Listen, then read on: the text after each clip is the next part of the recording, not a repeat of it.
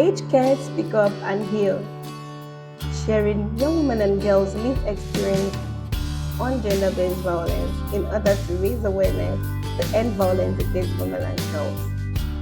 One of the most prevalent violations of human rights in the world is still violence against women and girls, with such violent acts leading to fatal outcomes such as separation, frustration, physical injury, suicide, and in some cases, death.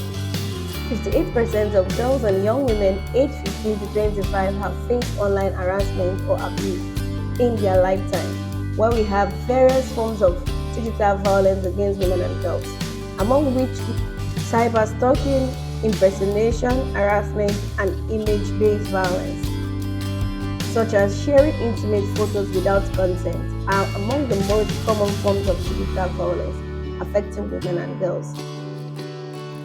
In Nigeria, many of these cases and incidents go unreported, leaving survivors feeling isolated, unsafe, and unheard. Today, we share with you Dorath's lived experience with digital violence and how she overcame it. I grew up in Port Harcourt, a bright girl studying industrial chemistry, always active online. What I did not know was that responding to a harmless-looking DM would lead to 2 years of terror. It just began with a motivational quote, "And I just want to be your friend." Weeks later, Chima knew my school schedule, lecture hall, and even what I wore. I blocked him, but he created new accounts every time, sometimes using my friends' names, other times using and pretending to be lecturers. He somehow got access to my phone number and started calling at odd hours. When I stopped speaking, he sent voice notes describing my movements on campus. "I saw you wearing that blue gown this morning. Why are you ignoring me?" My anxiety grew. I stopped going to class, avoided social media, and lived in constant fear. The breaking point came when he sent a selfie of himself standing outside my hostel with a caption, "If you won't talk to me, I'll come inside." I thought of reporting, which I did. I reported to the school security. They dismissed it as a normal male attention. Only after he tried to force his way into the hostel gate one night did the authorities take it seriously. And luckily for me, I heard about the AGECares SpeakUp and Heal live on radio. I got in touch with the advocate who listened to me without judgment and connected me to a digital rights NGO closer to me and followed up in helping me file a police case and secure a restraining order. And this was how my healing began, even though it was slow. I had to rebuild my sense of safety, both offline and online.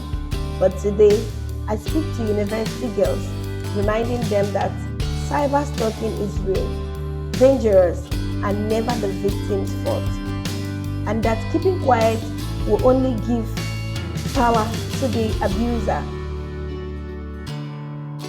Lesson learned. Dorath's experience teaches us that digital violence is real, harmful, and never something a girl should face in silence. Her journey shows that reaching out for help is not a sign of weakness, but the first step towards recovering and reclaiming safety and peace.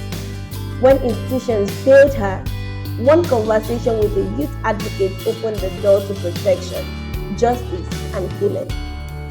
Our experience reminds us that no one deserves to feel afraid, online or offline, and that support is available for you wherever, either from a trusted friend, an advocate, or a professional. Can also make a difference between living in fear and finding freedom again. If you're experiencing any form of digital abuse, speak up, seek help, and remember that you are not alone. Help still exists, and recovery is possible. And like she said, keeping quiet gives power to the abuser. Are you a woman who has experienced gender-based violence of any kind, such as sexual violence, rape, child marriage, domestic violence, emotional violence, and suffering in silence. Would you like to be bold enough to join other women to speak up and share your story? Then join the AGECares 16 Days of Activism to help women and girls facing gender-based violence by sharing their stories and someone close to them. You can contact or WhatsApp 070-480-65450 or email us at agecares@agenetwork.org.